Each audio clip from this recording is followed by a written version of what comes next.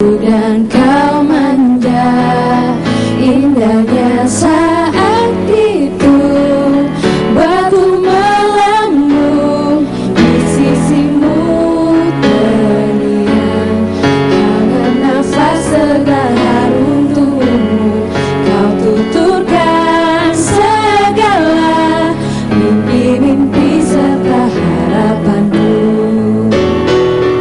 Kau ingin ku menjadi yang terbaik bagimu, patuhi perintahmu, jauhkan godaan yang mungkin ku lakukan.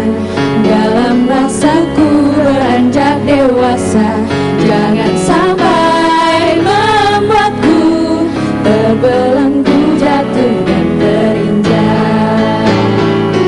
Tuhan tolonglah, sampaikan sejuta sayangku untuknya.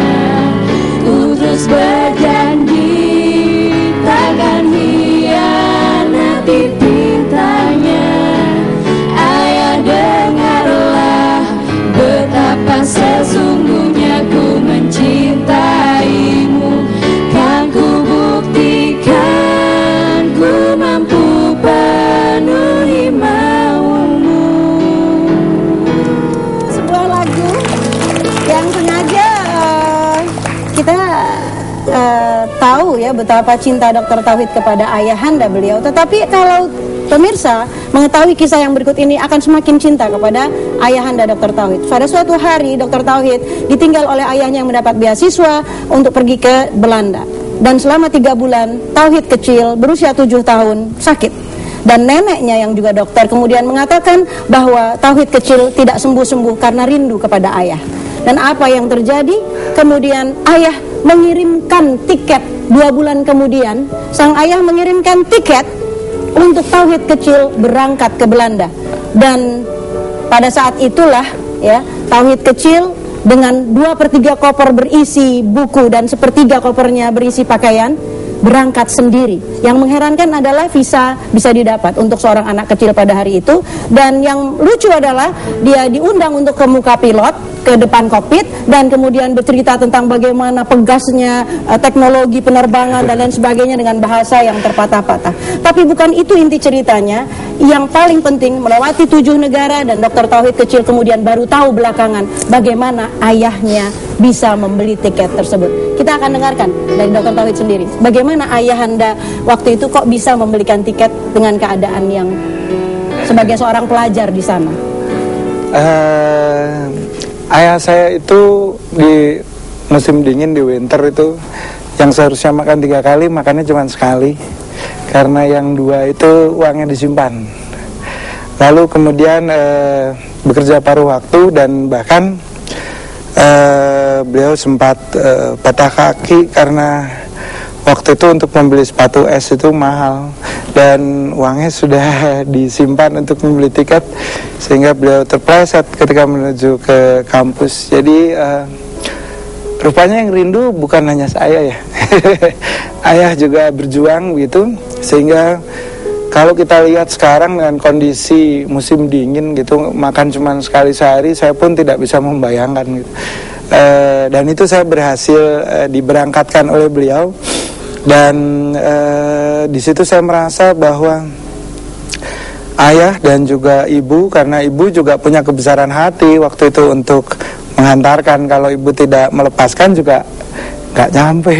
Jadi subhanallah, anak yang hebat ya, memiliki seorang ayah yang hebat ya, dan melahirkan juga anak yang hebat juga ya. Kita ingin sekali sampai ke Mama Eli karena terjawab sudah kiranya dia seorang ayah yang rela makan sekali sehari di tengah udara dingin, tidak punya sepatu, bersalju untuk mengirim 1 buah tiket agar anaknya lepas rindunya kepadanya. Ayah yang hebat ya. Nama ayah Pak Insinyur Susilo ya.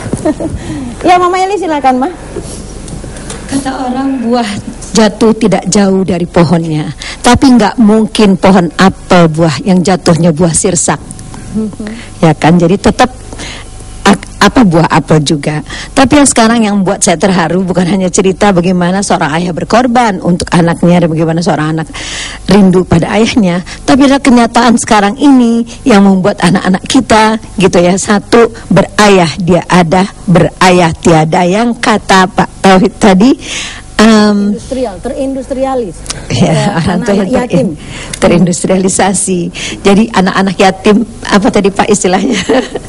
Nah, jadi mungkin persoalan yang paling besar dari bangsa kita ini adalah ketiadaan ayah dalam pengasuhan setiap hari, sehingga padahal kita berada di revolusi teknologi. Kita mungkin kalau misalnya ayah menjadi penghasil, pencari nafkah, ibu mendidik anak di rumah, itu pas kalau kita di era pertanian dulu. Tapi sekarang kita di era teknologi, kita membutuhkan ayah-ayah yang justru ayah bapak masih di era pertanian tadi udah memenuhinya. Itu satu. Kedua adalah, ini contoh baik banget Bu, bahwa pemirsa juga di rumah, bahwa Pak Tauhid nggak pernah dipatahkan cita-citanya oleh ayahnya untuk menjadi masinis. Nah, kenapa sih gitu loh, kita menjadi untuk menjadi masinis itu kita patahkan? Karena toh dia bisa jadi dokter dalam berbagai macam bidang.